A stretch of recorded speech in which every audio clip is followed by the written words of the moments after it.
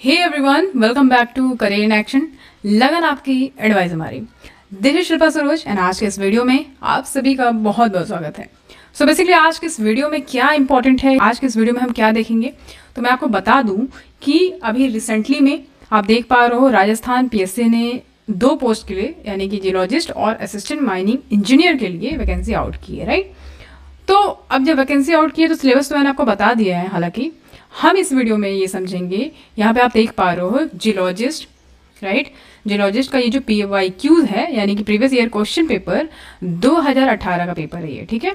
तो आज के इस वीडियो में हम यही देखेंगे कि भाई पेपर किस तरीके का पूछा गया है, राइट, और किस तरीके का पैटर्न रहा है और किस तरीके से क्वेश्चन फर्दर पूछ सकता है। तो this is what we gonna see in this video, exactly what type of question will be asked in your exam. Okay, so यहाँ पे लेट्स रिवाइज विथ PYQs। और ये जो सिलेबस है आपका MPPSC का जो एग्जाम होने वाला है माइनिंग इंस्पेक्टर का, उसमें भी आपका ये जो पेपर है आपका ये जियोलॉजिस्ट के लिए यानी कि जियोलॉजी वाले जो बच्चे हैं उनके लिए बहुत ज़्यादा फायदेमंद रहेगा।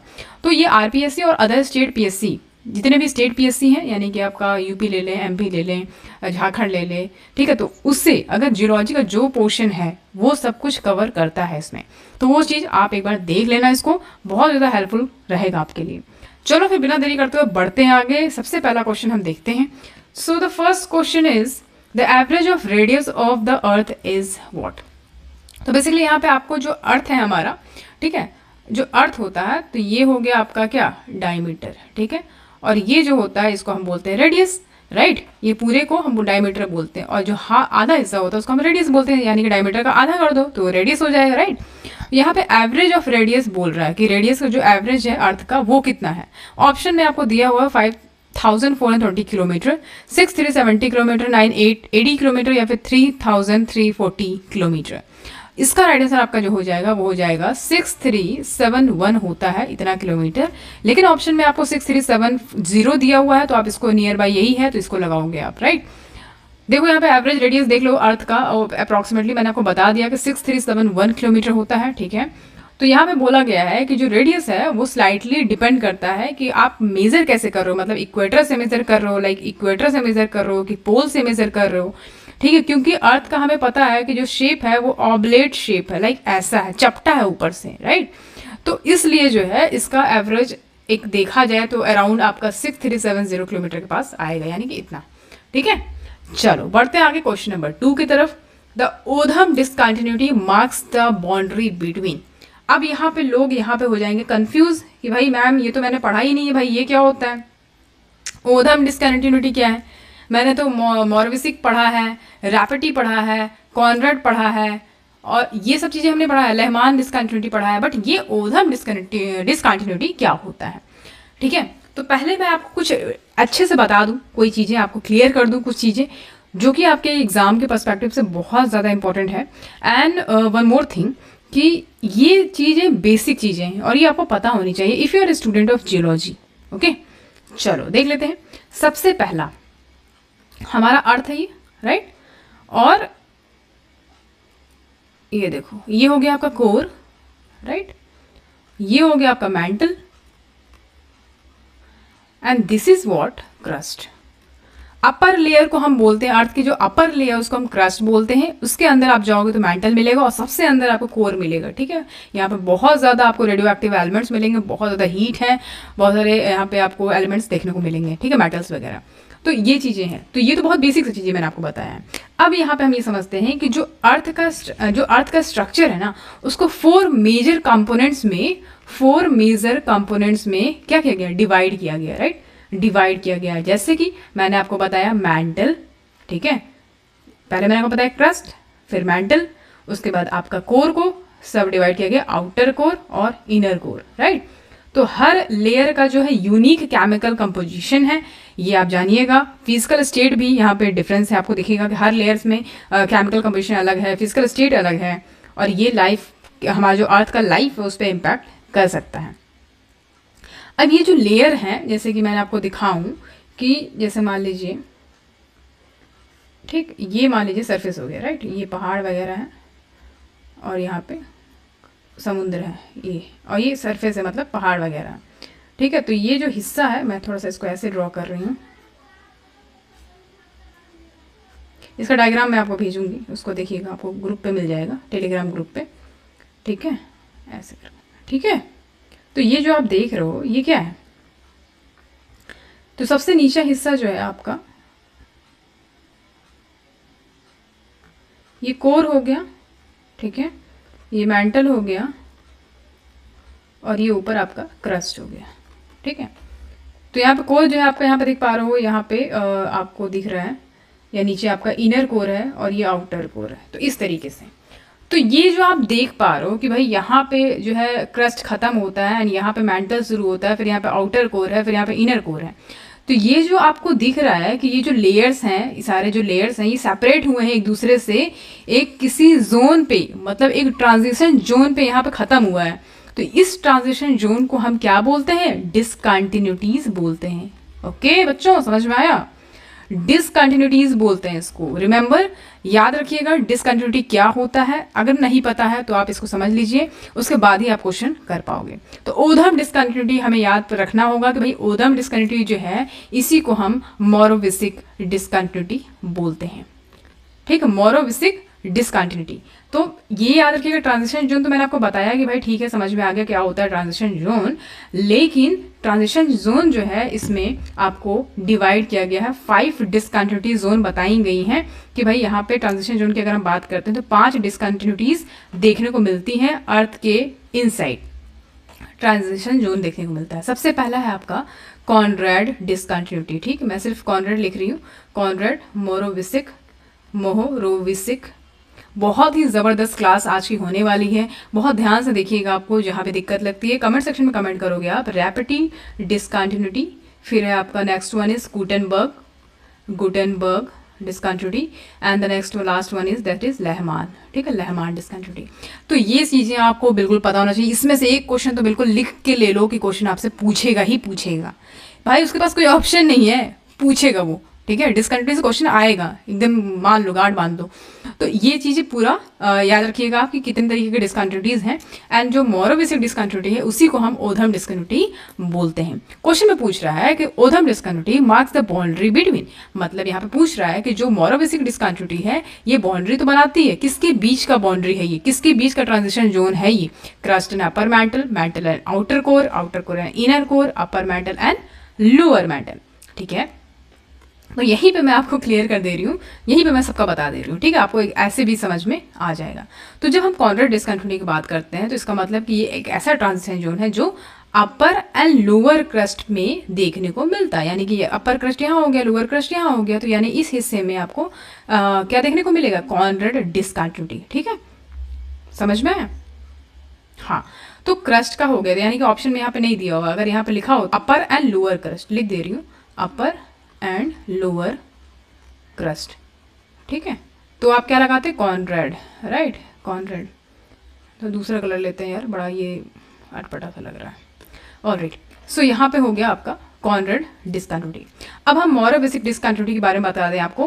क्रस्ट और मेंटल के बीच में, यानी क्रस्ट और मेंटल के बीच में जो ट्रांजिशन जोन आएगा उसको हम बोलेंगे क्या, मोरोविसिक डिसकंटिन्यूटी। जब हम बात करते हैं तो यहाँ पे ट्रांजिशन जोन जो है क्रस्ट और मेंटल के बीच में देखने को मिलता है। ऑप्शन ए आपको समझ में आ रहा है, क्रस्ट एंड अपर मेंटल लिखा हुआ है, तो ये आपका राइट आंसर हो जाएगा, ठीक है। और जो है आपका रैपिड डिसकंटिन्यूटी की जब हम बात करते हैं, रैपिड डिसकंटिन्यूटी की, तो मैं आपको यही बता दे रही हूँ, अगर मान लीजिए इससे रिलेटेड आपको पांचों में से कुछ भी पूछता है तो आपको पहले से प्रिपेयर होना पड़ेगा। रैपिड डिसकंटिन्यूटी की जब हम बात करते हैं तो ये ट्रांजिशन जोन जो है आपका आउटर मेंटल और इनर मेंटल के बीच में होता है, राइट। यहाँ पे आउटर को इनर को दिया हुआ है, तो आपको याद रखना है कि भैया ये आउटर मेंटल और इनर मेंटल की बात करें, यानी कि upper mantle and lower mental, ये हो जाएगा आपका रैपिडी, राइट, रैपिडी डिसकंटिन्यूटी। फिर गुटेनबर्ग डिसकंटिन्यूटी, ये भी इंपॉर्टेंट है, कई बार क्वेश्चन पूछा जाता है। आपका जो ट्रांजिशन जोन है मेंटल और कोर के बीच में, यानी कि ये आपका मेंटल हो गया and this is your core, इसके बीच का जो ट्रांजिशन जोन है, ठीक है, जहाँ पे ये बाउंड्री बनाती है, ठीक है, यहाँ पे चेंजेस हो जाते हैं, यहाँ पे आपको एक ट्रांजिशन देखने को मिलेगा, डिसकंटिन्यूटी देखने को मिलेगा। दिस इज व्हाट आपका गुटेनबर्ग डिसकंटिन्यूटी, ठीक है, मेंटल और कोर के बीच का ट्रांजिशन जोन है। उसके बाद लेहमान डिसकंटिन्यूटी आपका आउटर कोर और इनर कोर, सबसे इजी है ये, सबसे लास्ट वाला याद रखिएगा, लेहमान, राइट। चलो, इसमें ज़्यादा टाइम लग गया, बस इतना जब समझ लो कि बहुत ज़्यादा इंपॉर्टेंट था ये, इससे क्वेश्चन आ सकता है। ओके, तो राइट आंसर आपका डी हो जाएगा। चलो आगे बढ़ते हैं, क्वेश्चन नंबर 3 देखो, average thickness of earth crust in. तो यहाँ पे बोल रहा है कि जो एवरेज थिकनेस है अर्थ क्रस्ट का वो कितना होता है, ये बोल रहा है, इन नहीं होगा, एवरेज थिकनेस बोल रहा है अर्थ क्रस्ट का। तो ऊपर हमने रेडियस देखा था, एवरेज रेडियस, अब यहाँ पे एवरेज थिकनेस पूछ रहा है। 193 किलोमीटर, 233 किलोमीटर, 33 किलोमीटर, या फिर 1238 किलोमीटर। ओके, सो यहाँ पे हम देख पा रहे हैं एवरेज थिकनेस जो है अर्थ क्रस्ट का वो कितना है, कि जो एवरेज थिकनेस है अर्थ क्रस्ट का वो कितना होता है। ठीक है, तो हमेशा याद रखिएगा कि जो आपका ओशनिक क्रस्ट का रेंज है ना वो 5 से 10 किलोमीटर तक होता है, यानी कि एवरेज अप्रॉक्स बोले तो 7 किलोमीटर। और जो कॉन्टिनेंटल क्रस्ट होता है, ये तो आपका ओशनिक क्रस्ट बता दिया, ओशनिक क्रस्ट, राइट। और जो कॉन्टिनेंटल क्रस्ट है, कॉन्टिनेंटल क्रस्ट वो कितना होता है, उसका रेंज कितना होता है, 25 से 100 किलोमीटर तक। ठीक है, यानी कि एवरेज जिसको हम बोलते हैं 30 से 35 किलोमीटर। ओके, तो ये हमेशा याद रखिएगा, इंपॉर्टेंट है। तो आपसे ये पूछ रहा है कि एवरेज थिकनेस जो है अर्थ क्रस्ट का, यानी कि आपसे ये पूछ रहा है। ठीक है, तो एवरेज जो आपका है थिकनेस वो होगा आपका 33 किलोमीटर अप्रॉक्स। ठीक है, तो कभी कभी ऑप्शन में आपको 30 से लेके 35 के बीच में दे सकता है। ठीक है, तो नियर बाई यही 33 किलोमीटर, तो यही राइट आंसर आपका हो जाएगा।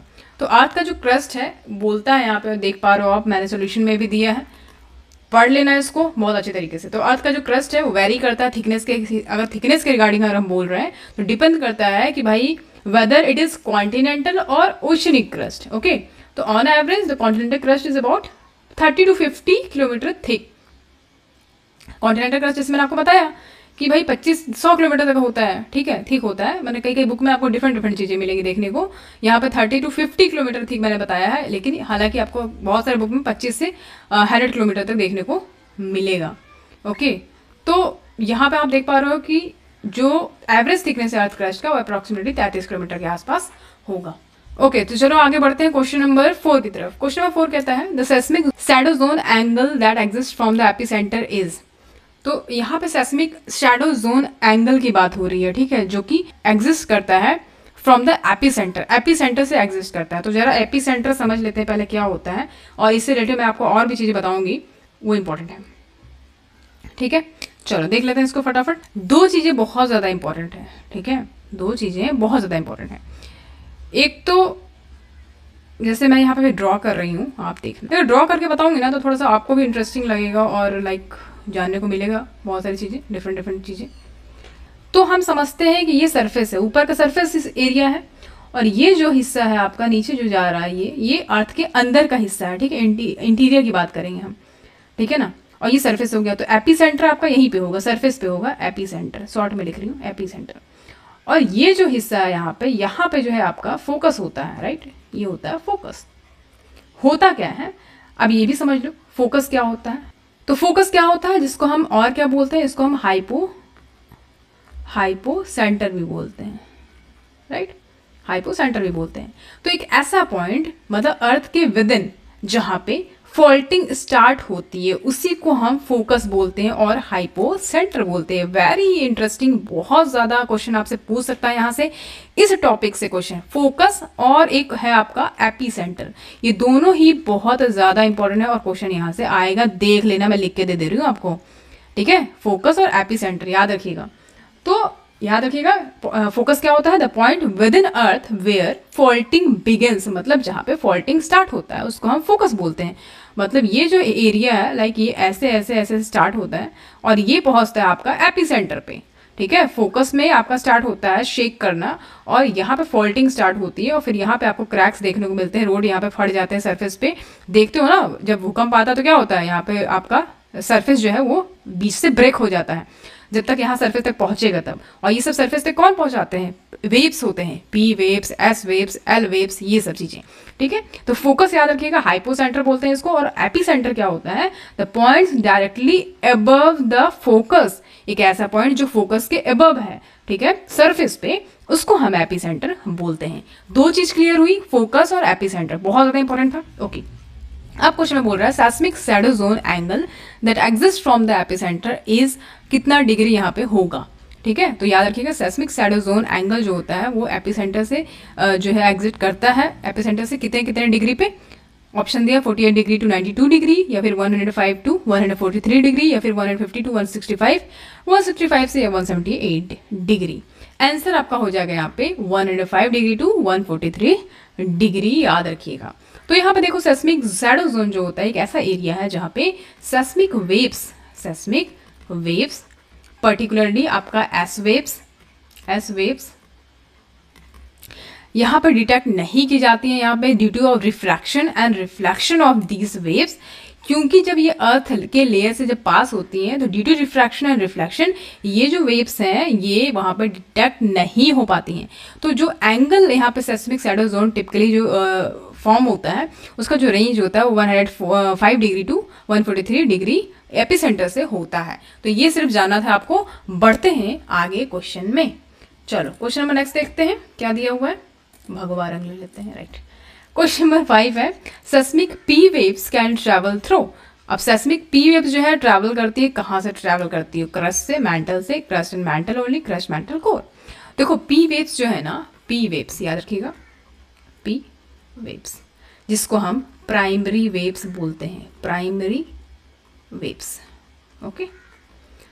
तो इसको और भी चीज़ एक बोला जाता है, एक कंप्रेशनल वेव्स भी इसको बोलते हैं, कंप्रेशनल वेव्स, क्योंकि ये कंप्रेशन जो है यहाँ पे लगता है इस वेव्स में, ठीक है।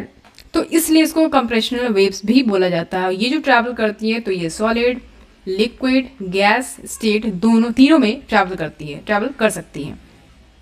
मतलब कि ये जो है अर्थ के क्रस्ट, मेंटल और इवन लिक्विड आउटर कोर तक भी जा सकती है पी वेव्स, ठीक है। मतलब ये जो आपका अर्थ है ना, ये कोर है और ये मेंटल है एंड ये क्रस्ट है, राइट। तो ये चीज़ कहना चाह रहा है कि जो पी वेव्स है, जैसे मान लीजिए ये सरफेस है, ये तो सरफेस हो गया, अब यहाँ से शुरू हो रहा है आपका अर्थ को आना, तो ये हो गया आपका यहाँ पे मान लीजिए फोकस हो गया, किस लेयर से हो रहा है शुरू ये भी डिपेंड करता है। मान लीजिए यहाँ पे शुरू हो रहा है आपका फोकस, और फोकस से यहाँ तक पहुँचने में एपी सेंटर तक ये सब कौन लेके आएंगे, पी वेव्स लेके आएंगी, एस वेव्स लेके आएंगे, एल वेव्स लेके आएंगे। और ऐसा नहीं है कि ये पी वेव्स अलग से पैदा हो जाते हैं फिर एल वेव्स अलग से पैदा हो जाते, नहीं, यही जो पी वेव्स होते हैं ना, प्राइमरी वेव्स, ये जब चल के आते हैं दूसरे लेयर में तो इनकी स्पीड, इनका स्टेट सब कुछ चेंज हो जाता है, धीमी हो जाती है गतियाँ। तो इसीलिए इसको पी वेव से फिर हम इसको एस वेव्स बना लेते हैं, ठीक है। तो ये चेंज हो जाती है, कन्वर्ट हो जाती है सेम वेव्स, तो पी वेव्स, एस वेव्स, फिर इनको एल वेव्स भी बोला जाता है और लव वेव्स भी बोला जाता है इनको, ठीक है, याद रखिएगा इसको। तो इसका राइट आंसर आपका हो जाएगा क्रस्ट, मेंटल, कोर, ऑब्वियसली, ठीक है। तो इस तरीके से हम इसको समझेंगे।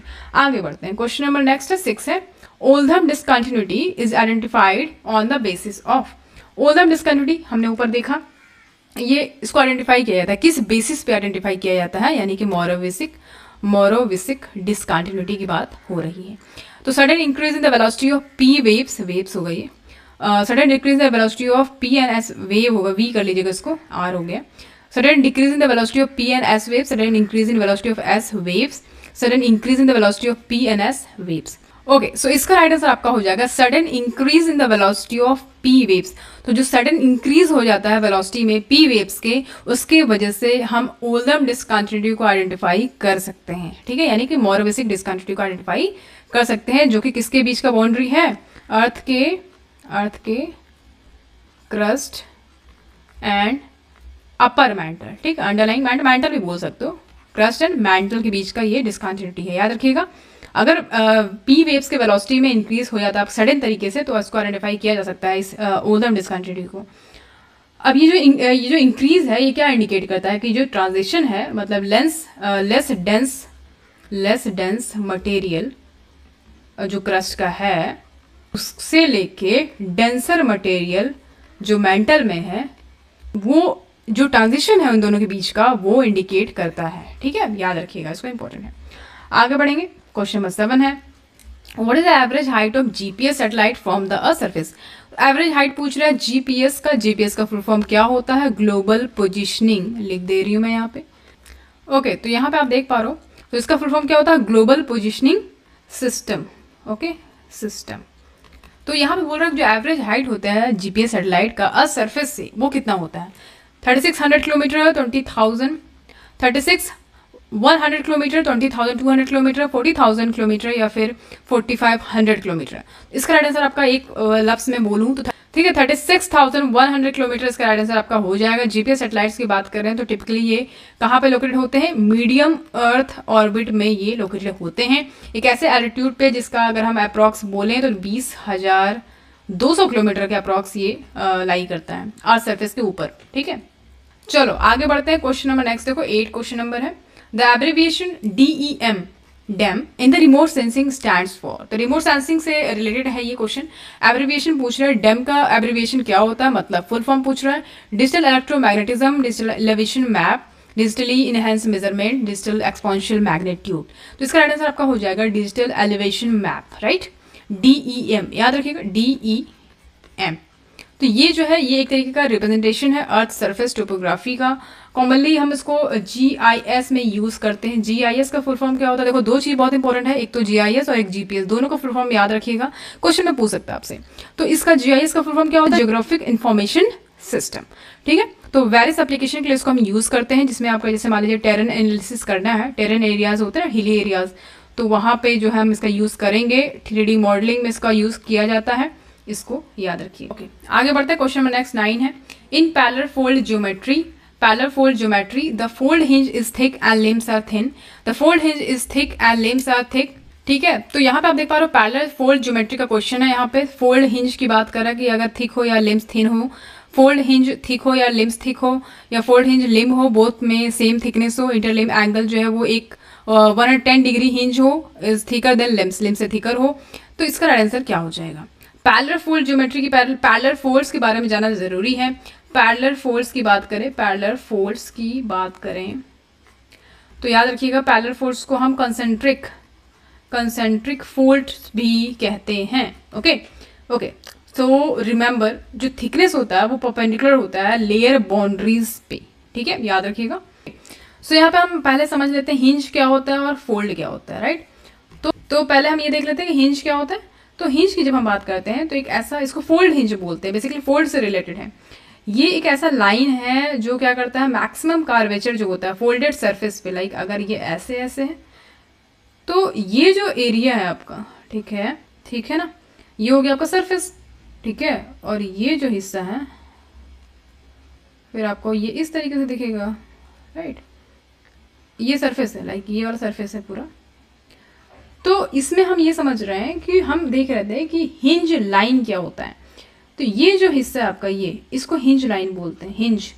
ठीक है, इसको हिंज बोलते हैं।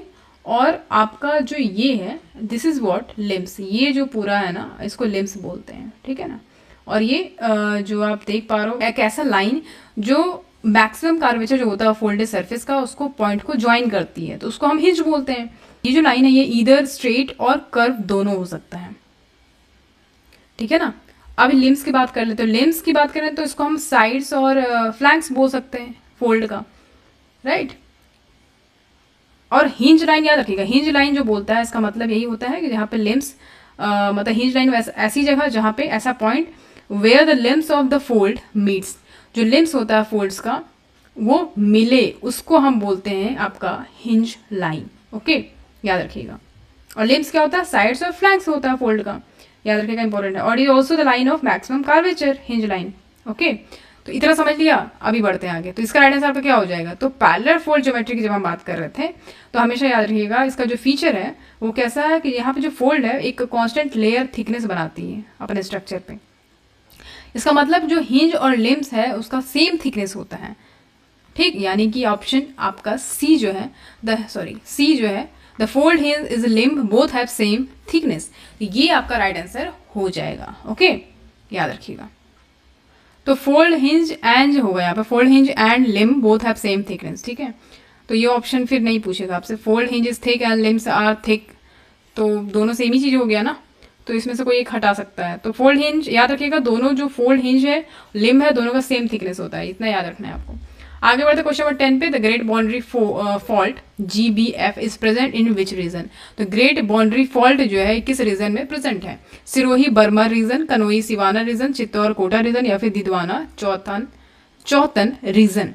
इसका राइट आंसर आपका हो जाएगा चित्तौड़ कोटा रीजन। ठीक है, तो जो ग्रेट बाउंड्री फॉल्ट जो है ये प्रेजेंटली अगर हम बात करें तो चित्तौड़ कोटा रीजन में देखने को मिलेगा। और ये जो फॉल्ट है ये बेसिकली आपका जियोलॉजिकल फीचर है एक सिग्निफिकेंट, कहाँ पे, राजस्थान स्टेट में, ठीक है, याद रखिएगा, इंपॉर्टेंट है। तो ये भी पूछ सकता है कि किस स्टेट में है, तो राजस्थान याद रखना है आपको। ओके, चलो क्वेश्चन नंबर 11 है, name the first Indian satellite. तो सब फर्स्ट इंडियन सैटेलाइट तो आई थिंक ये सबको पता होगा, बिना देखे भी लगा सकते हो आप। Rohini Bhaskar INSAT 1 Aryabhata, obviously Aryabhata will be the right answer. तो फर्स्ट इंडियन सैटेलाइट आर्यभट्ट हो गया। अभी हम बात करते हैं ये कब जो है लॉन्च हुआ था, ये इंपॉर्टेंट है। तो कब लॉन्च हुआ था? 19 अप्रैल 1975। और इंडिया का जो है एंट्री होता है स्पेस एक्सप्लोरेशन में। ओके, याद रखिएगा। आगे बढ़ते हैं, क्वेश्चन नंबर 12 है, the arrangement of terrain features which provide shape, size and textural attributes is called as. यहाँ पे बोल रहा है कि जो टेरेन एरियाज, टेरेन फीचर्स होते हैं, तो उसका जो अरेंजमेंट, जैसे कि आपको शेप, साइज क्या है, टेक्सचुरल एट्रीब्यूट्स प्रोवाइड किया गया, तो उसको हम टोटली बोलते क्या है, मतलब कौन सा वेरिएशन है वो, temporal variation, spectral variation, spatial variation या फिर एल्टीट्यूडनल वेरिएशन। इसका राइट आंसर आपका हो जाएगा स्पाशियल वेरिएशन, ये होता है स्पाशियल वेरिएशन, ठीक है। तो जो अरेंजमेंट है आपका टेरेन फीचर्स में, जैसे कि आपका क्या प्रोवाइड करना, शेप, साइज, टेक्सचुरल एट्रीब्यूट्स प्रोवाइड कर दिया जाए, तो this is what spatial variation. ये जो टर्म है बेसिकली हम इसको यूज करते हैं ज्योग्राफिकल एरिया को समझने के लिए। ज्योग्राफिकल एरिया का जो फिजिकल अरेंजमेंट होता है और जो डिस्ट्रीब्यूशन है उसके फीचर्स का, इसके बीच का जो डिफरेंस है, इसको समझने के लिए हम इसको यूज करते हैं स्पाशियल वेरिएशन को, कि भाई जो ज्योग्राफिकल एरिया, वहाँ का शेप, ठीक है, जो टेरेन फीचर्स है उसका, लाइक आपका शेप हो गया, साइज हो गया, टेक्सचुरल एट्रीब्यूट्स कैसा है, वो सब समझने के लिए हम इसको यूज करते हैं। Question can be asked like this, okay, spatial variation. चलो क्वेश्चन नंबर 13 है, primary seismic waves propagation in medium causes. यहाँ बोल रहा है कि जो प्राइमरी सेस्मिक वेव्स हैं उनका जो प्रोपोगेशन होता है मीडियम में, उसके कारण क्या होता है? Vibration of particles in the wave propagation direction, vibration of particle transverse to the wave propagation direction, particles do not vibrate, particle may vibrate in any direction. Option आपका ए सही हो जाएगा, because vibration of particles in the wave propagation direction. तो हम यहाँ पे primary seismic waves की बात कर रहे हैं। प्राइमरी मतलब पी वेव्स, ठीक है, जिसको हम पी वेव्स, कंप्रेशनल वेव्स बोलते हैं।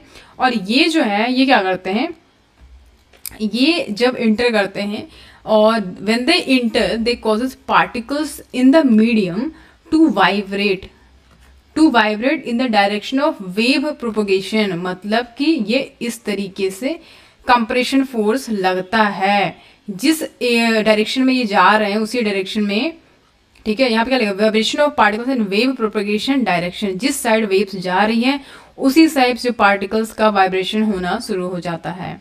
ओके, ये याद रखिएगा, तो इंपॉर्टेंट है। आगे बढ़ते हैं, क्वेश्चन नंबर 14 है, columnar joint structure are generally be seen in which one of the following rocks. मतलब कॉलमनर जॉइंट स्ट्रक्चर बोल रहा है कि जनरली हम जो है किस रॉक्स में देखने को मिलता है हमें, गैब्रो में, बेसाल्ट, ग्रेनाइट या सीनाइट। तो ऑप्शन यहाँ पे आपको चार बढ़िया ऑप्शन दिया गया है, राइट, नो डाउट। तो इसमें जो आपका राइट आंसर हो जाएगा बेसाल्ट, ठीक है, बेसाल्ट आपका राइट आंसर हो जाएगा। तो कॉलमनर जॉइंट स्ट्रक्चर जो है ये most commonly found in basalt rocks. तो ये जो स्ट्रक्चर है ये फॉर्म होता है बेसाल्टिक लावा से। बेसाल्टिक लावा ये जब कूल होता है और फिर ये एक हेक्सागोनल कॉलम्स का पैटर्न बनाता है, ठीक है, and this is what columnar joint structure. इतना याद रखिएगा, अगर ये क्वेश्चन पूछता है बिल्कुल लगा देना है। Next question is 15, pitch is defined as. Pitch को यहाँ पे क्या डिफाइन किया गया है, acute angle between strike line and linear structure, obtuse angle between strike line and linear structure, या फिर plunge direction of linear structure, या फिर plunge angle measures of a linear structure. इसका राइट आंसर आपका हो जाएगा भाई, बिना देखे लगा दो, acute angle between strike line and linear structure. तो पिच को क्या डिफाइन किया गया, पढ़ लो यहाँ पे अच्छे से, एक ऐसा एंगल जो किसके बीच में है, स्ट्राइक लाइन और लीनियर स्ट्रक्चर के बीच में बनता है, ठीक है। और ये क्या मेजर करता है, ये एंगल क्या मेजर करता है, तो बेसिकली यहाँ पे ये बोल रहा है कि एक ऐसा एंगल है जो किसके बीच में बनता है। जैसे मान लीजिए कोई जियोलॉजिकल फीचर, जैसे हम ले लें वाले फोल्ड की बात कर लें, तो उसका जो एक्सिस और हॉरिजॉन्टल लाइन जो है उसके बीच में जो है क्या बन रहा है, एंगल कितना बन रहा है, this is what pitch. Okay, तो acute angle between strike line and linear structure. आगे बढ़ते हैं, नेक्स्ट क्वेश्चन नंबर 16 है, pitch is measured with the help of. Again the question asking from the pitch. Pitch जो है उसको major किया जाता है किसके हेल्प से, स्टीरियोस्कोप, प्रोटेक्टर, कंपास, टेप। तो बेसिकली देखो जो पिच है ना उसको कंपास से मेजर किया जाता है, with the help of compass, ठीक है। जियोलॉजिकल कंपास की जब हम बात करते हैं तो जिसको हम क्लाइनोमीटर बोलते हैं, ये जियोलॉजी का जो स्टूडेंट होगा उसको बिल्कुल पता होगा क्लाइनोमीटर क्या होता है, क्लाइनोमीटर कंपास।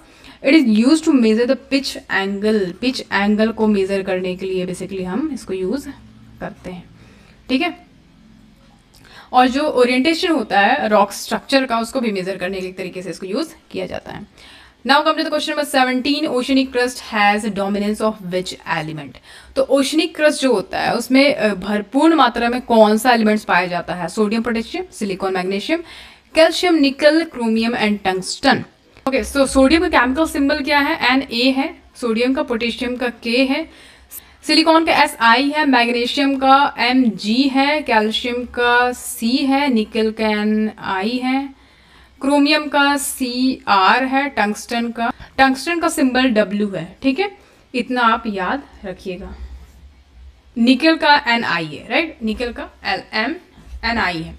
ओके, तो यहाँ पे ओशनिक क्रस्ट बोल रहा है कि ओशनिक क्रस्ट में जो डोमिनेंस एलिमेंट्स हैं वो कौन कौन से हैं? राइट आंसर आपका हो जाएगा सिलिकॉन एंड मैग्नीशियम, ठीक है, ये ठीक है ना, याद रखिएगा, सिलिकॉन एंड मैग्नीशियम, ठीक है। तो सीमा बोलते हैं इसको, मतलब कि जो कि भरा हुआ है किससे? आयरन और मैग्नीशियम से। ऑप्शन में यहाँ पे सिलिकॉन और मैग्नीशियम दिया हुआ है। तो स्पेशली याद रखिएगा, यहाँ स्पेसिफिकली की बात करते हैं तो यहाँ बेसाल्टिक रॉक्स पाया जाता है जिसको मैफिक रॉक्स बोलते हैं, और उसमें जो ज़्यादा मात्रा में देखें तो मैग्नीशियम और आयरन ही होता है, और यहाँ पे certain contain significant amount of silicon also, ठीक है, इसलिए सिलिकॉन और मैग्नीशियम आपका राइट आंसर हो जाएगा। चलो क्वेश्चन नंबर 18 देखो। क्वेश्चन नंबर 18 क्या कहता है? Continental crust has dominance of which element. तो कॉन्टिनेंटल क्रस्ट जो है इसमें किस एलिमेंट का बहुत ज़्यादा डोमिनेंस होता है? Iron, chromium, silicon, aluminium, calcium, magnesium and निकल एंड सोडियम। तो जैसे कि मैं बता दूं आपको, जो लेयर है इसको हम बोलते हैं कभी कभी सियाल, ठीक, सियाल बोलते हैं, सिलिकॉन एंड एल्यूमिनियम, ठीक है। इसका यहाँ पर जो बहुत ज़्यादा डोमिनेंस है, लाइक कंपोजिशन बहुत ज़्यादा है, रिचर है, ठीक है। तो इस तरीके से याद रखिएगा। और यहाँ पे लोअर डेंसिटी होता है ना, और यहाँ इसमें लोअर डेंसिटी होता है as compare to oceanic crust. Oceanic crust अगर हम इसको कंपेयर करते हैं तो जिसको हम बोलते हैं सीमा, ठीक है, सिलिकॉन एंड मैग्नीशियम, ठीक है, जिसमें ये मैग्नीशियम सिलिकेट बहुत ज़्यादा रिचर होता है, ये याद रखिएगा। तो यहाँ पे हमें समझ में आया कि राइट आंसर आपका सिलिकॉन एंड एल्यूमिनियम हो जाएगा, ठीक है। और यहाँ पे हायर कंसंट्रेशन होता है सिलिकॉन एल्यूमिनियम का compare to oceanic crust. Come to question number 19। Question number 19 क्या बोलता है, देखते हैं। Roches moutonnees land forms develop due to, यहाँ पे बोल रहा है कि रॉचेस माउंटेनीज जो है लैंड है ये फॉर्म हुआ है due to what? Glacial erosion, wind erosion, ground water erosion या फिर रिवर इरोजन। रॉची माउंटेनीज की जब बात करते हैं तो ये form due to glacial erosion के द्वारा जो है ये फॉर्म हुआ है। अब ये जो लैंड फॉर्म्स है ये क्रिएटेड किसके द्वारा क्रिएट किया गया?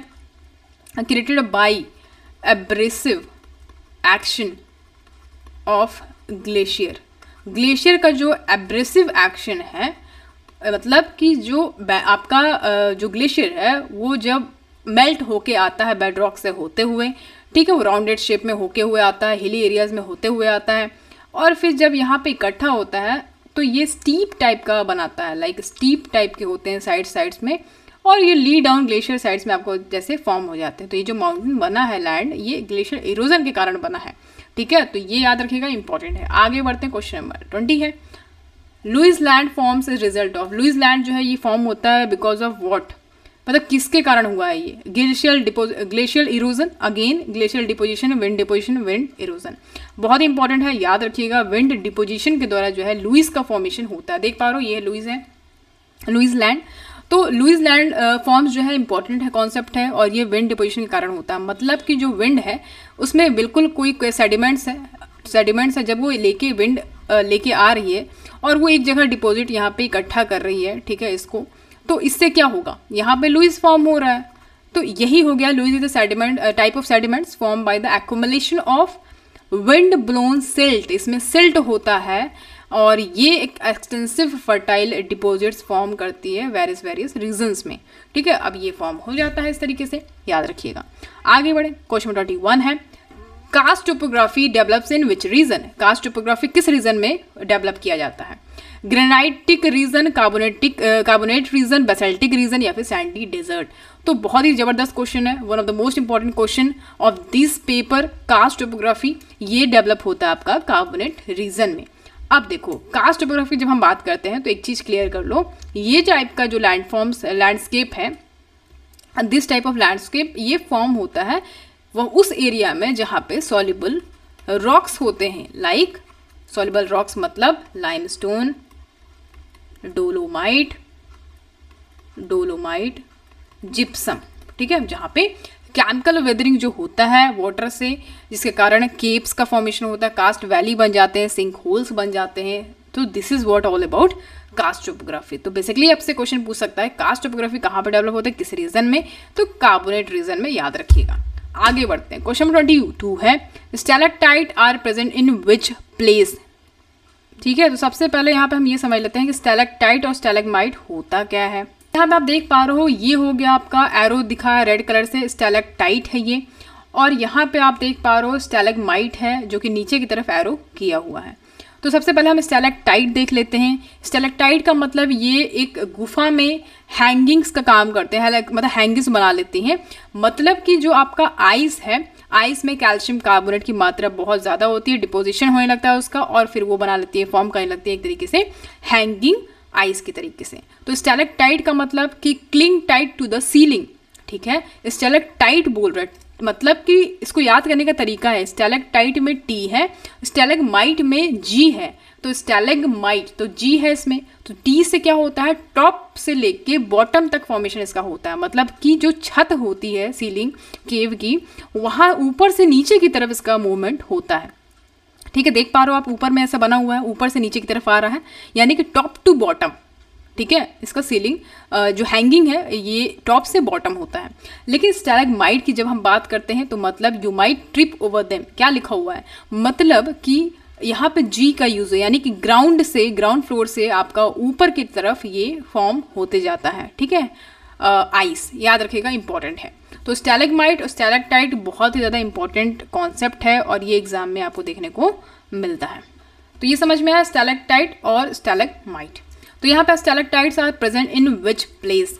तो भारत में बताओ कि स्टैलेक्टाइट और स्टैलेग्माइट का फॉर्मेशन हम कहाँ देख सकते हैं, किस गुफा में, कमेंट सेक्शन में कमेंट करके बताओ। चलो, तो stalactite are present in which place, carbonate cave, pond, deposit, desert topography या फिर river valley, obviously carbonate cave. ठीक है, stalactites are present in carbonate cave, they are form by deposition of calcium carbonate for dripping water in caves. तो क्या होता है, गुफा में क्या होता है, पानी ऐसे चूते रहता है केप्स में, लाइक केप्स ऐसे बने हुए हैं, तो पानी ऐसे चू रहा है, तो इसमें क्या होता है, कैल्शियम कार्बोनेट की मात्रा ज़्यादा है। अब ये आइस, तो आइस लाइक स्ट्रक्चर ये बनाने लगते हैं और ये हैंग करने लगते हैं सीलिंग से। तो किस तरीके का बनेगा, ऐसे ही बनेगा, इस तरीके का बनने लगेगा, इस तरीके से, और जो ग्राउंड से होगा, ग्राउंड फ्लोर से, तो वो इस तरीके का बनने लगेगा, इस टाइप से। तो this is what all about stalactite and stalagmite. Okay, चलो, अच्छा क्वेश्चन है, क्वेश्चन पूछ सकता है इससे, नो डाउट। चलो, क्वेश्चन 23 देखो, tillite rock forms due to, tillite rocks जो है ये किसके कारण फॉर्म होते हैं, wind action, ground water erosion, oceanic water work या फिर glacial work. Obviously glacial work के द्वारा जो है टीलाइट रॉक का फॉर्मेशन होता है। अभी जो है टीलाइट की जब हम बात करते हैं टीलाइट की, तो ये जो है ये सेडिमेंट्री रॉक्स है, क्या है, सेडिमेंट्री रॉक है। अब ये ग्लेशियल टिल से फॉर्म होता है, ठीक है, that is form from glacial till. ठीक है, which is compose of debris transported and deposited by glacier. Glacier जब मेल्ट होता है, पानी अपने साथ आ रहा है, तो इसमें क्या होता है, डिपोजिशन होता है, डेब्रिस होते हैं, सिल्ट होते हैं, तो ये सब लेके आ रहे हैं, ट्रांसपोर्ट कर रहे हैं, नीचे आ रहे हैं। ठीक है, तो इससे क्या बनता है, इससे बन जाता है आपका टीलाइट रॉक्स। ठीक है, ड्यू टू ग्लेशियल वर्क। ठीक है, टीलाइट जो एक सेडिमेंट्री रॉक्स है और ग्लेशियल टिल की वजह से जो इसका फॉर्मेशन होता है। चलो आगे बढ़ते, क्वेश्चन 24 है, moraine develops due to, moraine का फॉर्मेशन कैसे होता है भाई, geological work of river, wind, glacial work या फिर ग्राउंड वाटर। तो यहाँ पे बता दो कि मोरेन जो है वो डेवलप होता है आपका ग्लेशियल वर्क ऑफ ग्राउंड, तो इसका फॉर्मेशन जो होता है वो इसका जो फॉर्मेशन होता है वो geological work of glacier work. ठीक है, ग्लेशियल वर्क के कारण बनता है मोरेन। याद रखिएगा, मोरेन की जब हम बात करते हैं तो ये जो है ये एक्यूमुलेशन है, किसका एक्यूमुलेशन है, ग्लेशियल डैब्रिस का, जिसको हम क्या बोलते हैं, अभी ऊपर बताया मैंने, टिल बोलते हैं। ठीक है, तो एक्यूमुलेशन है ग्लेशियल डैब्रिस का, that are deposited along the sides, fronts और विद इन अ ग्लेशियर, मतलब कि ग्लेशियर के विदिन आपको देखने को मिलेगा ग्लेशियल डेब्रिज, और ये इसी को हम बोलते हैं मोरेन्स, ठीक है। मतलब ये ग्लेशियल डेब्रिज में टिल जिसको बोलते हैं, इस सबका एक्युमुलेशन करने लगता है, एंड मोरेन्स को इसी को बोलते हैं। वो सब कुछ डिपोजिशन आपके साइड में, फ्रंट में, विदिन में दिखेगा आपको ग्लेशियर के, and this is what all about moraine. Okay, चलो क्वेश्चन में नेक्स्ट देखो, question number 25, exfoliation results due to. Exfoliation बोल रहा है कि इसका जो कारण है ये किसके वजह से होता है। तो एक्सफोलिएशन किसके कारण होता है? Due to mechanical weathering. बता दूं आपको, मैकेनिकल वेदरिंग के कारण होता है। इसमें आपको क्या होता है, जैसे मान लीजिए कोई रॉक्स है, ठीक है, कोई रॉक है। अब रॉक है तो इस पे क्या हो रहा है, प्रेशर पड़ रहा है, ठीक है, टेम्परेचर चेंज हो रहा है, chemical composition, obviously chemical properties की जब हम बात करते हैं तो यहाँ पे केमिकल चेंजेस देखने को मिलते हैं और फिजिकल चेंजेस देखने को मिलते हैं। तो उसके कारण क्या होता है, टेम्परेचर जब चेंज हुआ, प्रेशर रिलीज करेंगे ना, ये टेम्परेचर जब बढ़ेगा, इसका टेम्परेचर बढ़ रहा है, ठीक है, एटमॉस्फेयर टेम्परेचर बढ़ रहा है, तो ये क्या करेगा, ये जो रॉक है ये अपना प्रेशर तो रिलीज करेगा ना। जब प्रेशर रिलीज करेगा बाहर की तरफ तो ये ब्रेक डाउन हो जाएगा और ये पत्थर टूट के छोटे भागों में बढ़ जाएगा। And this is what exfoliation, मतलब कि जो रॉक है वो पील ऑफ कर रहा है, मतलब फ्लेकिंग ऑफ कर रहा है, अपना आउटर लेयर जो है रॉक्स का वो बाहर की तरफ ला रहा है, और ये जब लाएगा तो फिर छोटे छोटे पत्थर में ये सब डिवाइड हो जाएंगे। And this process is known as exfoliation. तो एक्सफोलिएशन किसके कारण होता है, मैकेनिकल वेदरिंग के कारण होता है, ठीक है। इसमें ज़्यादा कुछ बताने लायक है नहीं, जितना था वो बता दिया। आगे बढ़ते हैं, क्वेश्चन नंबर 26 है, bauxite deposits develops due to. अब बॉक्साइट डिपॉजिट बोल रहा है कि किसके कारण डेवलप होता है। तो सबसे पहला क्वेश्चन, जब भी बॉक्साइट आए तो हमेशा ये याद रखिएगा, बॉक्साइट जो है वो क्या है। पहले तो ये जानो ओर क्या है। ओर मिनरल है जिसमें से हम मेटल्स को क्या करते हैं, एक्सट्रैक्ट करते हैं, ठीक है।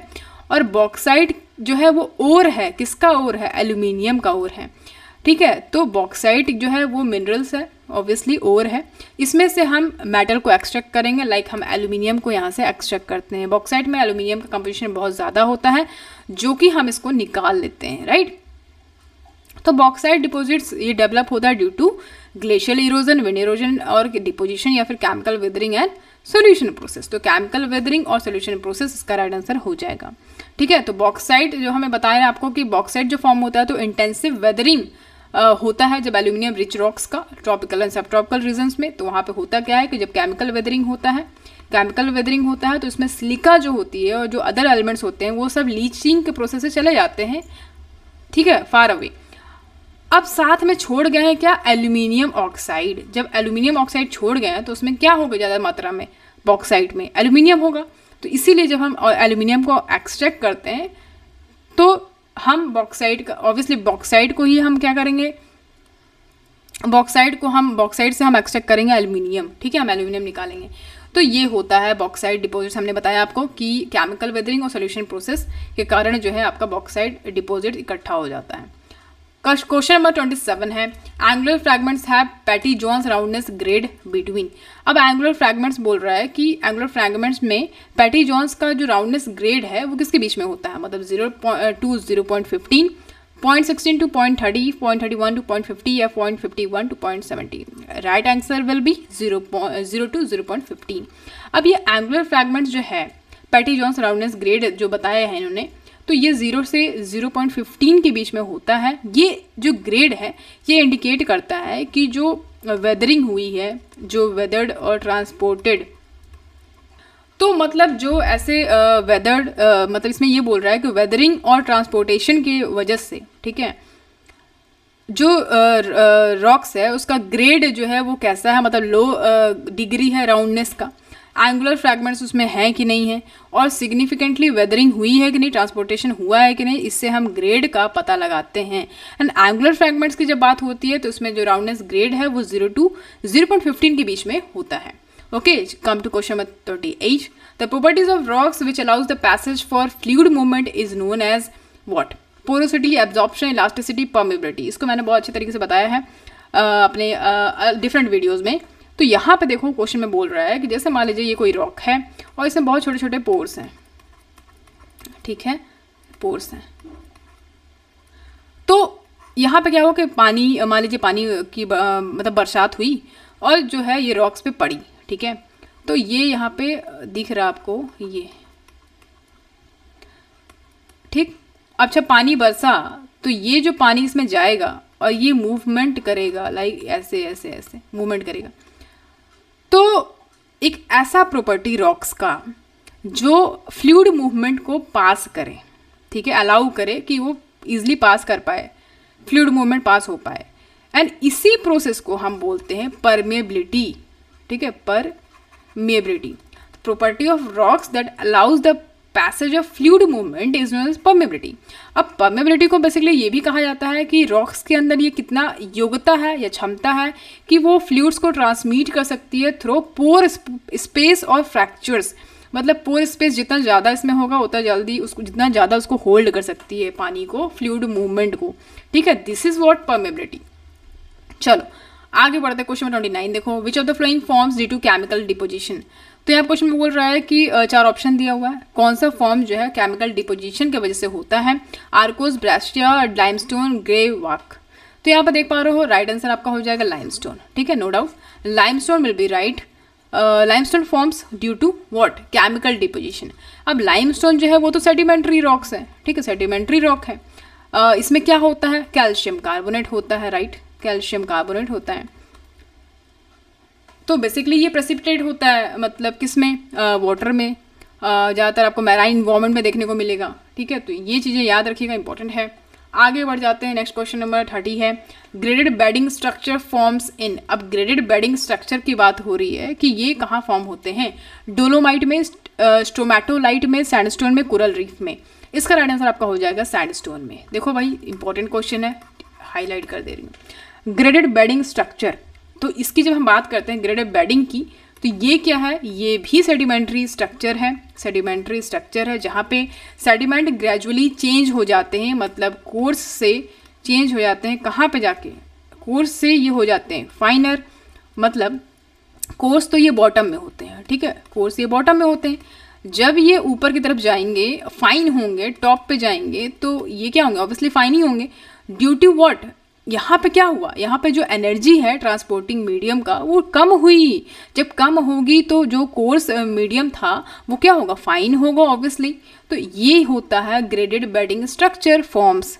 ये देखने को मिलता है आपको सैंडस्टोन में। सैंडस्टोन जो है वो जहाँ पे ग्रेडिंग बेडिंग स्ट्रक्चर आपको देखने को मिलता है, और ग्रेडेड बेडिंग स्ट्रक्चर क्या होता है ये मैंने आपको बता दिया है। आगे बढ़ जाते हैं, क्वेश्चन 31 है, स्टाइलोलाइट स्ट्रक्चर डेवलप्स इन। स्टाइलोलाइट स्ट्रक्चर कहाँ डेवलप होता है, limestone, Brescia, conglomerate, boulder bed. तो ये लाइमस्टोन में देखने को आपको मिलेगा। लाइमस्टोन जो बात करें हम, यहाँ पे आपको स्टाइलोलाइट स्ट्रक्चर टिपिकली देखने को मिलेगा।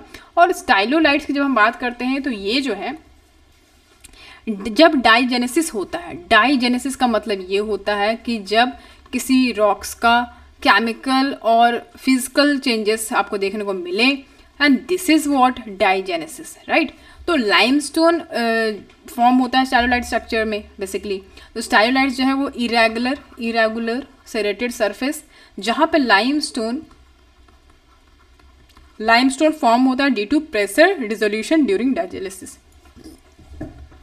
Form due to pressure dissolution during diagenesis. तो डाइजेनेसिस जब होता है वहाँ पे बहुत ज़्यादा प्रेशर पड़ता है, राइट। जब प्रेशर पड़ता है तो यहाँ पे स्टाइलोलाइट्स जो है वो इरेगुलर हो जाता है और सेरेटेड सरफेस पे ये फॉर्म हो जाता है लाइमस्टोन में, ठीक है। तो जहाँ भी स्टाइलोलाइट स्ट्रक्चर लिखा होगा तो याद रखिएगा वो लाइमस्टोन में डेवलप होगा, राइट। चलो आ जाते हैं नेक्स्ट क्वेश्चन पे 32, which name is known as boulder clay. Boulder clay यहाँ पे बोल रहा है कि किस नाम को हम बोल्डर क्ले बोलते हैं। Greywacke, till, dune, arkose. Obviously यहाँ पे आप देख पा रहे हो टिल, ठीक है। तो क्यों बोलते हैं टिल, क्योंकि यहाँ पे बोल्डर क्ले जो लिखा हुआ है, बोल्डर क्ले, ठीक है, इसको बेसिकली रिफर किया गया है as a glacial till, glacial till, जिसमें मतलब मिक्सचर होता है क्ले का, सिल्ट का और सैंड का और बोल्डर्स जो डिपोजिशन जिनका हुआ है ग्लेशियल एक्शन के द्वारा। And this is what all about glacial, this is what all about boulder clay, ठीक है। तो ये नाम इसको दिया गया, बोल्डर क्ले को क्या दिया गया नाम, टिल दिया गया है, याद रखिएगा, इंपॉर्टेंट है। आगे क्वेश्चन 33 है, cryolite mineral was historically use as. अब क्रायोलाइट मिनरल जो है ये हिस्टोरिकली इसको यूज किया जाता है as a ore of chromium nickel, यहाँ पे सी छूट गया है, निकल होगा NiCkL, निकल, ओर ऑफ एल्यूमिनियम या ore of silver, and the right answer will be ore of aluminium. ठीक है, क्रायोलाइट मिनरल्स की जब बात करते हैं इसको एल्यूमिनियम के ओर के तरीके से यूज़ किया जाता है। एंड अगर हम इसका साइंटिफिक फॉर्मूला देखें, केमिकल फॉर्मूला देखें क्रायोलाइट का, तो Na3AlF6 हो जाएगा। ठीक है, याद रखेगा, इंपॉर्टेंट है। और ये इंपॉर्टेंट सोर्स है एल्यूमिनियम फ्लोराइड का। एंड अगर इसको एज अ यूज़ करें हम फ्लक्स के तौर पर, तो हम इसको एल्यूमिनियम को एक्सट्रैक्ट कर सकते हैं। ठीक है, इस ओर से, याद रखिएगा, इंपॉर्टेंट है। आगे बढ़ जाते हैं, क्वेश्चन नंबर नेक्स्ट है हमारा 34, which state is having the maximum reserve of talc. तो टाक की बात करते हैं तो गुजरात, असम, राजस्थान या फिर कर्नाटक। तो राइट आंसर आपका राजस्थान ही हो जाएगा, नो डाउट। तो ये जो है यहाँ पे मैक्सिमम रिजर्व है टॉक का। ठीक है, तो राजस्थान को बेसिकली जाना जाता है कि यहाँ पे डिपोजिशन ज़्यादा है टॉक का, और बेसिकली बहुत सारे इंडस्ट्रियल पर्पज़ में इसको यूज़ किया जाता है, इंडस्ट्रियल एप्लीकेशन में। चलो, ये समझ में आया। चलो बढ़ते हैं क्वेश्चन 35 पे, which mineral among the following indicate the highest temperature and pressure condition of crystallization. Question में बोल रहा है कि चार मिनरल्स में से ये कौन इंडिकेट करता है कि जो क्रिस्टलाइजेशन जब होता है तो उसमें हायर टेम्परेचर और प्रेशर कंडीशन होती है। क्वार्ट्ज, ऑर्थोक्लेज, हाइपरस्थीन या फिर बायोजाइट। तो इसका राइट आंसर हो जाएगा हाइपरस्थीन। ठीक है बच्चों, समझ में आ रहा है। हाइपरस्थीन जो है इसको हम बोलते हैं इनस्टैटाइट। क्या बोलते हैं? इनस्टैटाइट या फिर अदर पायरोक्सीन। ठीक है, ये मिनरल है। तो हाइपरस्थीन की जब बात करते हो इनस्टैटाइट, याद रखिएगा, ये इंडिकेट करता है कि जो क्रिस्टलाइजेशन होता है उस समय हायर टेम्परेचर और प्रेशर कंडीशन होती है।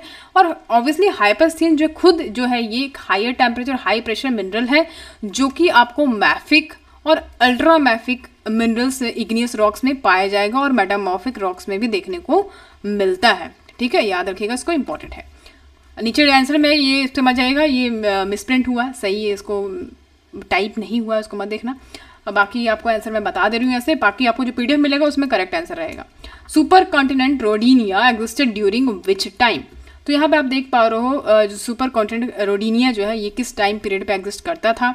तो हमारा जो कॉन्टिनेंट है सबको पता है कि भाई पहले जो है सबसे पहले क्या था, रोडीनिया था। रोडीनिया सबसे ओल्डर है। ठीक है, रोडीनिया, और फिर पंजिया भी है।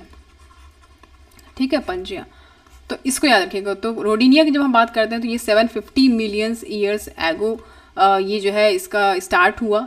और ये पांजिया की बात करें तो ये जो है 175 मिलियन ईयर्स एगो जो है ये स्टार्ट हुआ एंड देन ब्रोक हुआ। तो सबसे पुराना रोडीनिया है। सुपर कॉन्टिनेंट रोडीनिया जो है किस टाइम पे जो है ये एग्जिस्ट करा? Archean time, Palaeoproterozoic time, Mesoproterozoic time या फिर Neoproterozoic time. Right answer will be Mesoproterozoic time. ठीक है, सुपर कॉन्टिनेंट रोडीनिया जो है ये मेसोप्रोटेरोजोइक टाइम से एग्जिस्ट कर रहा है एंड ये स्टार्ट हुआ था 1.1 बिलियन ईयर्स एगो। और ये ब्रेक करना स्टार्ट हुआ है कब? 750 मिलियन ईयर्स एगो। ठीक है, तो ये मैंने आपको बताया कि कब ब्रेक होना स्टार्ट हुआ है, ड्यूरिंग मेसोप्रोटेरोजोइक टाइम। बढ़ते हैं आगे, क्वेश्चन में 36 है, the arkose has dominance which of the following minerals. तो आर्कोज जो है इसमें कौन से मिनरल्स की डोमिनेंसी है? Calcite, dolomite, clay minerals, quartz, feldspar या फिर गार्नेट एंड मैग्नेटाइट। तो आर्कोज में जो डोमिनेंसी है वो किस चीज़ की है? क्वार्ट्ज एंड क्या? फेल्डस्पार। ठीक है, क्वार्ट्ज एंड फेल्डस्पार। तो ये जो है एक टाइप का ऐसा सैंडस्टोन है जिसमें आर्कोज की जब बात करते हैं, आर्कोज की जब बात करते हैं तो एक तरीके का सैंडस्टोन है, राइट, सैंडस्टोन। और इसमें जो है बहुत ज़्यादा मात्रा में फेल्डस्पार और क्वार्ट्ज देखने को आपको मिलेगा, typically resulting from weathering and erosion of granitic rocks.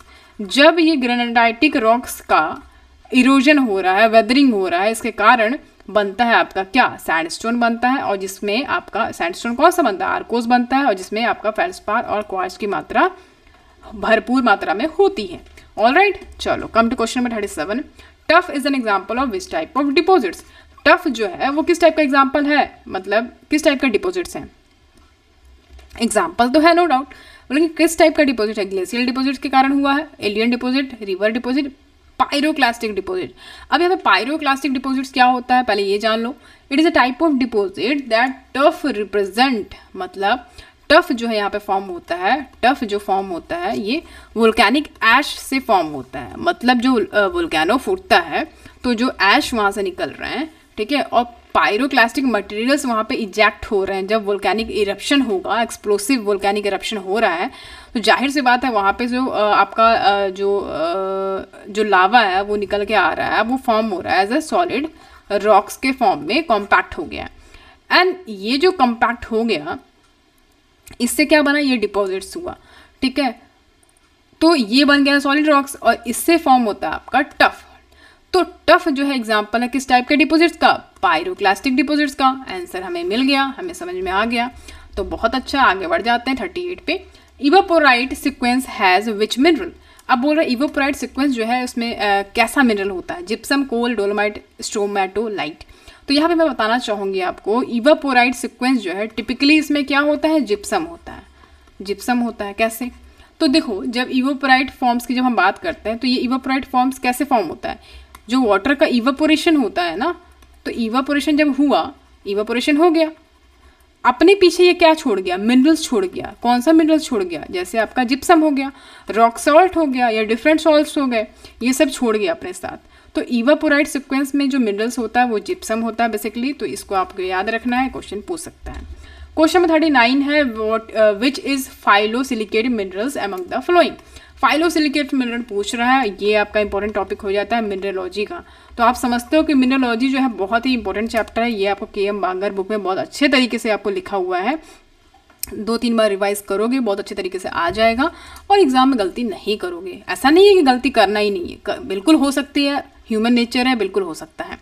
लेकिन what you have to do is come जो है आपको गलती करनी है और बार बार रिवीजन करना है, लिख लिख के प्रैक्टिस करना है, विदाउट मतलब writing, without making notes, without making revision, बिना किसी राइटिंग के आप रिवीजन नहीं कर पाओगे। लिखना पड़ेगा, पेपर पेन होना चाहिए पास में, लिखो जितना लिख सको, ठीक है। जितना आपको याद करना है वो लिख लिख के याद करो, नहीं याद होता है लिख लिख के याद करो, होगा, ठीक है। याद रखिएगा मेरी बात, ये बहुत ज़्यादा मैं आपको एक्सपीरियंस से बता रही हूँ। तो यहाँ पे क्वेश्चन बोल रहा है, why is phyllosilicate mineral among the following, which is phyllosilicate mineral among the following. तो फाइलोसिलिकेट मिनरल कौन सा है, तो ये तो तब पता होगा ना जब आप सारे मिनरल्स ग्रुप पढ़ लोगे। तो ये सब आपको के.एम. बांगर की बुक में मिलेंगी, के.एम. बांगर की बुक मिलेंगी, प्रिंसिपल ऑफ इंजीनियरिंग जियोलॉजी, और या तो आप प्रवीण सिंह की बुक ले सकते हो, डिपेंड करता है कि आपको लैंग्वेज कैसी समझ में आ रही है। बाकी के.एम. बांगर की बुक बेस्ट है, ले सकते हो आप। तो फाइलोसिलिकेट मिनरल कौन है, ओलिविन, कायनाइट, क्वार्ट्ज या फिर माइका। तो ऑप्शन में देख पा रहे हो माइका लिखा हुआ, माइका जो है आपका फाइलोसिलिकेट मिनरल है। ये फाइलोसिलिकेट्स की बात करें तो ये एक ऐसा ग्रुप है मिनरल्स का जिसमें आपको शीट लाइक स्ट्रक्चर देखने को मिलेंगे, सीट लाइक स्ट्रक्चर देखने को मिलेंगे। एंड माइका जो है वो वेल नोन एग्जाम्पल है इस ग्रुप का, राइट। चलो बहुत अच्छी चीज़ है, आगे बढ़ जाते हैं। नेक्स्ट क्वेश्चन में 40 है, विच मिनरल इज टैक्टोसिलिकेट मिनरल। भाई कौन सा मिनरल टैक्टोसिलिकेट मिनरल है, ऑगाइट, हॉर्नब्लैंडी, बायोटाइट या फिर क्वार्ट्ज। तो राइट आंसर आपका क्या हो जाएगा, टैक्टोसिलिकेट मिनरल बोल दिया, मतलब क्वार्ट्ज है भाई। Quartz is a tectosilicate mineral. Tectosilicate और framework silicate have a 3-dimensional network structure of silicon, oxygen, tetrahydrate and quartz, ठीक है। तो टैक्टोसिलिकेट मिनरल बोल दिया, मतलब सिलिकॉन है, ऑक्सीजन, टेट्राहाइड्रेट है और क्वार्ट्ज है। ये प्राइम एग्जाम्पल है इस मिनरल ग्रुप के। तो इंपॉर्टेंट है, बिल्कुल दिमाग में जहन में रखिए और ये एग्जाम में गलत मत करना। चलो क्वेश्चन 41 है, the double chain silicate structure occurs in which mineral. तो डबल चेन सिलिकेट स्ट्रक्चर बोल रहा है किस मिनरल में अकर होता है, फेल्डस्पार में, ओलिविन में, एम्फीबोले में या फिर वोलास्टोनाइट में। तो यहाँ पे मैं बताना चाहूँगी सबसे पहला चीज़ कि एम्फीबोले ये क्या होता है, एम्फीबोले मिनरल्स। तो जब हम एम्फीबोले मिनरल्स की बात करते हैं तो ये डबल चेन सिलिकेट स्ट्रक्चर होता है।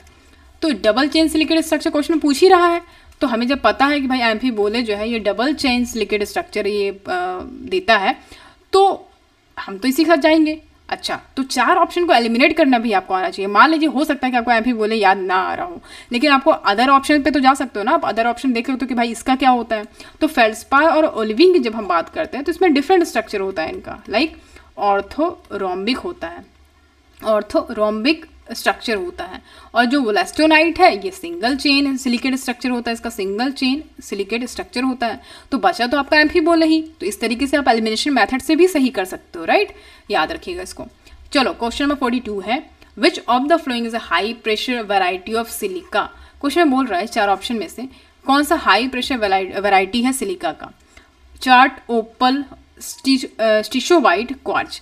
तो स्टिशोवाइट जो है वो हाई प्रेशर पॉलीमॉर्फ है सिलिका का, ठीक है, याद रखिएगा, सिलिका का हाई प्रेशर पॉलीमॉर्फ है और ये जो फॉर्म होता है वो under very high pressure condition, ठीक है। जैसे मान लीजिए मेट्रोइड इम्पैक्ट साइट्स देखने को, जहाँ आप जाओगे वहाँ देखने को मिलेगा, तो वहाँ पे जो है ये आपका ये फॉर्म होगा स्टिशोवाइट, ठीक है। ये हाई प्रेशर वैरायटी यहाँ पे देखने को मिलेगा सिलिका का, इस कंडीशन में ये फॉर्म होता है जब मेट्रोइड्स वगैरह जहाँ पे गिरते हैं वैसा, ठीक है। तो राइट आंसर आपका हो जाएगा स्टिशोवाइट। आगे बढ़ते हैं, क्वेश्चन नंबर 43 है the silica minerals which develops in high temperature and acid volcanics is name as. तो एक ऐसा सिलिका मिनरल जो डेवलप होता है हाई टेम्परेचर एसिड वोल्केनिक्स में, उसका नाम क्या है? कोइसाइट, ट्रीडाइमाइट, अगेट, एमेथिस्ट। ऑब्वियसली इसका राइट आंसर आपका हो जाएगा ट्रीडाइमाइट, ठीक है, ट्रीडाइमाइट। तो ये जो ट्रीडाइमाइट है ये हाई टेम्परेचर में फॉर्म होता है, ये हाई टेम्परेचर फॉर्म है सिलिका का और ये आपको मिलेगा कहाँ पे? वोल्केनिक रॉक्स में। And it is stable at temperature above 870 degree Celsius. समझ रहे हो, मतलब यहाँ तक स्टेबल है इस टेम्परेचर के above 870 degree Celsius. Now come to question number 44। Generally the form of fluoride crystal is of. तो फ्लोराइड क्रिस्टल को बोल रहा है कि जनरली जो है इसका फॉर्म जो होता है वो कैसा होता है? Tetrahedron shape, diploid shape, octahedron shape या फिर पिरामिड ऑफ फर्स्ट ऑर्डर। तो ऑप्शन में यहाँ 4 ऑप्शन दिया हुआ है, तो फ्लोराइड क्रिस्टल का फॉर्म पूछ रहा है क्या होता है, तो हम बता दें आपको ऑक्टाहेड्रल शेप का ये होता है फ्लोराइड क्रिस्टल, ठीक है। मतलब इसका चेंजेस भी होते हैं, मतलब एग्जिबिट कर सकता है ये दूसरे फॉर्म्स में भी, लेकिन हमें क्या जानना है यहाँ पे, जनरली पूछ रहा है कि जो फॉर्म होता है क्रिस्टल फ्लोराइड क्रिस्टल का वो कैसा होता है, तो ऑक्टाहेड्रल शेप होता है। Alright, come to question number 45। Diamond crystallises in. अब डायमंड पूछ रहा है कि कब जो क्रिस्टलाइज होता है तो किस सिस्टम में क्रिस्टलाइज होता है? Triclinic system, monoclinic system, isometric system या फिर हेक्सागोनल सिस्टम। बहुत ही अच्छा क्वेश्चन है, इजी क्वेश्चन है ये। आपको मिनरोलॉजी जब आप पढ़ोगे KM बांगर की बुक में बहुत अच्छे तरीके से लिखा हुआ है, सारा सिस्टम पढ़ना आप, बहुत ही अच्छे से डीप नॉलेज में लिखा हुआ है, वो जब बार बार रिवाइज करोगे तो ऑटोमेटिक आपको आ जाएगा। तो डायमंड की जब बात होती है, तो डायमंड जब हम बात करते हैं, डायमंड इसका क्यूबिक क्रिस्टल सिस्टम होता है इसमें, ठीक है, जिसको हम आइसोमेट्रिक सिस्टम भी बोलते हैं। याद रखिएगा, क्यूबिक क्रिस्टल सिस्टम, याद रखना है इसको, क्यूबिक क्रिस्टल सिस्टम, ठीक है। तो आइसोमेट्रिक सिस्टम जो है ये इसमें क्रिस्टलाइज होता है। ये बहुत ही जबरदस्त क्वेश्चन था, आ सकता है एग्जाम में। Next question is gypsum crystals are classified in which system. देखो बच्चों, यहाँ पे क्वेश्चन पूछ रहा है कि जिप्सम जो है वो, जिप्सम क्रिस्टल जो है उसको क्लासिफाइड किया गया है किस सिस्टम में। Again the question is asking from the system, ठीक है, tree clinic system, orthorhombic system, cubic system, monoclinic system. तो जिप्सम जब क्रिस्टलाइज होता है तो वो मोनोक्लिनिक सिस्टम में क्रिस्टलाइज होता है, ठीक है। तो right answer will be monoclinic system. Already come to question number 47। The most abundant element in the crystal rock is what. अब क्रिस्टल रॉक में बोल रहा है कि मोस्ट अबंडेंट एलिमेंट क्या है? सिलिकॉन, ऑक्सीजन, आयरन या फिर कैल्शियम। तो भाई ये तो सबको पता है कि भाई ये तो आपका ऑक्सीजन ही राइट आंसर हो जाएगा ऑब्वियसली। तो oxygen is the most abundant element making up to 46.6% of earth crust, ठीक है, बाई वेट। अब सिलिकॉन जो है वो सेकंड मोस्ट अबंडेंट एलिमेंट हो जाएगा आफ्टर ऑक्सीजन, ओके, रिमेंबर। चलो आगे बढ़ते हैं। Next is question number 48। The core of the earth in made up of is होगा, the core of the earth is made up of. जो कोर है अर्थ का, लाइक मैंने आपको बताया ना, कोर, मेंटल और क्रस्ट, ठीक है। तो जो कोर है ये बोल रहा है किससे बना हुआ है, तो मैं आपको पहले ही बता दे रही हूँ, ये बना है नाइफ से, मतलब nickel plus iron, and iron का केमिकल सिंबल क्या है? Fe है, ठीक है। तो निकल क्रोमियम, निकल आयरन, आयरन क्रोमियम, निकल और जो आयरन है आपका, ये राइट आंसर हो जाएगा, ठीक है। अर्थ का जो कोर है मोस्टली किससे बना हुआ है? आयरन और निकल से, सिग्निफिकेंट अमाउंट है यहाँ पे, ठीक है ना। चलो आगे बढ़ते हैं। क्वेश्चन 49 है which structure is considered as impact crater in Rajasthan. तो राजस्थान में एक इम्पैक्ट क्रैटर बन गया है, मतलब यहाँ पे मेट्रॉइड गिरा होगा और ये बन गया है क्रैटर। तो यहाँ पे किस स्ट्रक्चर को कंसिडर किया जाता है? Mer Mundwara ring structure, Sarnu Dandali igneous forms, Nagana structure, Ramgarh होगा ये, रामगढ़ स्ट्रक्चर जो कि बरान डिस्ट्रिक्ट में है। तो भाई राइट आंसर तो देखो बच्चों, यहाँ पे राइट आंसर आपका रामगढ़ स्ट्रक्चर हो जाएगा, जो कि कहाँ है? बरान डिस्ट्रिक्ट, जो कि कहाँ पड़ता है? राजस्थान में, राजस्थान, ठीक है ना। तो रामगढ़ स्ट्रक्चर को रिकग्नाइज किया गया एज अ इम्पैक्ट क्रैटर, जो कि कहाँ पे लोकेटेड है, बरान डिस्ट्रिक्ट में, जो कि राजस्थान में। ओके, सो ये आपका राइट आंसर हो जाएगा। अब बढ़ते हैं हम अपने लास्ट क्वेश्चन पे। लास्ट क्वेश्चन है हमारा, when the minerals augite encloses thin laths of plagioclase the texture is name as.